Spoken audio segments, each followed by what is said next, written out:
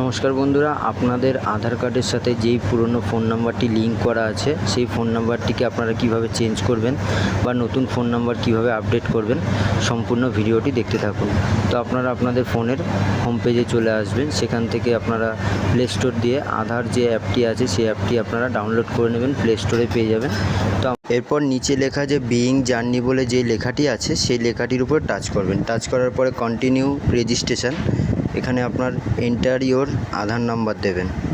এখানে আপনারা আপনাদের আধার কার্ড নাম্বারটি দিয়ে টাইপিং করার পর কনফার্ম আধার নাম্বারে টাচ করবেন।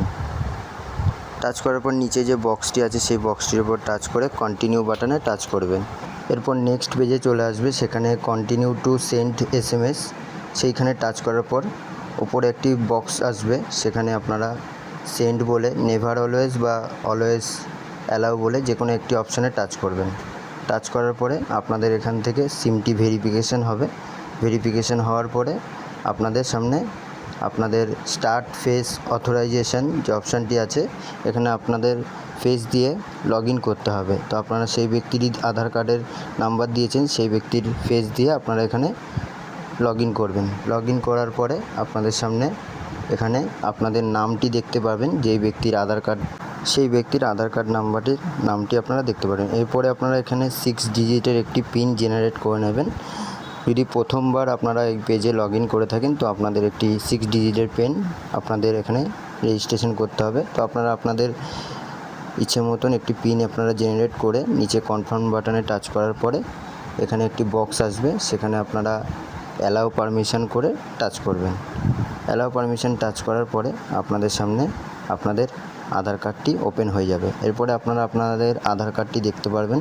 তো এখানে দেখার পরে আপনারা ভেরিফাই করে নেবেন যে আপনাদের আধার কার্ডটি এইটি নিচে। এরপরে আপনাদের যে নিচের দিকে চলে আসবেন, নিচের দিকে চলে আসার পরে সার্ভিস যে বাটনটি আছে সেই বাটনে আপনারা টাচ করবেন।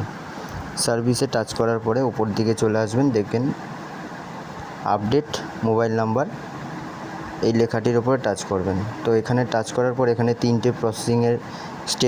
তিনটে স্টেপের কথা বলা হয়েছে, আর এখানে প্রসেসিং টাইম 30 ডেজ আর প্রসেসিং ফিস 75 রুপিস। এরপরে আপনার কন্টিনিউ টু আপডেট মোবাইল নাম্বারে নিচে যে লেখাটি আছে সেই লেখাটির মধ্যে টাচ করবেন। লেখাটির উপরে টাচ করার পরে আপনাদের সামনে আবার একটি নতুন পেজ চলে আসবে। সেই পেজে এখানে আপনারা নতুন যে ফোন নাম্বারটি আপডেট করতে চাইছেন তো এখানে এন্টার নিউ ফোন নাম্বার, এখানে আপনারা নতুন যে ফোন নাম্বারটি আপনারা টাইপিং করে সেন্ড ওটিপিতে টাচ করবেন। টাচ করার পরে আপনাদের ফোন নাম্বারে একটি ওটিপি যাবে, ওটিপি দিয়ে ওটিপিটি দেওয়ার পরে নেক্সট আপনাদের পেমেন্ট করার যে অপশানটি আসবে আপনারা আপনাদের পেমেন্টটি কনফার্ম করে নিলেই আপনাদের প্রসেসিংটা কমপ্লিট হয়ে যাবে আর আপনাদের ফোন নাম্বারটি চেঞ্জ হয়ে যাবে। যে 30 ডেজের কথা বলা হয়েছে সেই 30 ডেজের মধ্যে আপনাদের নতুন যে ফোন নাম্বারটি আপডেট হয়ে যাবে। তো এইভাবে আপনারা পুরো প্রসেসিংটা করতে পারবেন। ভিডিওটি ভালো লাগলে অবশ্যই লাইক, কমেন্ট, শেয়ার করবেন। নমস্কার।